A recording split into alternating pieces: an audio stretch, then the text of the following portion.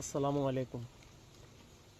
বিশ্বাস করবেন না, আমার মনোবল একেবারে পুরাটাই ভেঙে গেছে যখন নিজের ফাঁসের ভাইগুলারে না দেখি বা নিজের ফাঁসের ভাইটারে হারাই ফেলছি।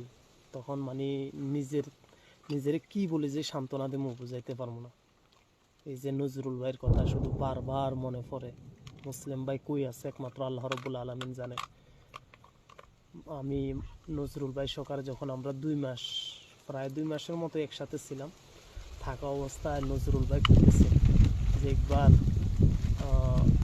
বিশ্বাস করবা না ভাই, আমি বাংলাদেশ আর্মিতে থাকতে প্রায় 23 বছর আর্মিতে থাকা অবস্থায় এত গুলি ফুটাই নাই যতগুলা গুলি মনে করো যে এই 2 মাসে ফুটাইছি। তো বুঝেন, এখনো আমার সাথে কত প্রায় না হইলেও 600 রাউন্ড গুলি আছে, বুলেটগুলা, বুঝছেন। আসলে অবস্থা খুবই ভয়াবহ। যারা মনে করেন যে যে পজিশন আছে সে বুঝে যে মানে অবস্থাটা কিরকম।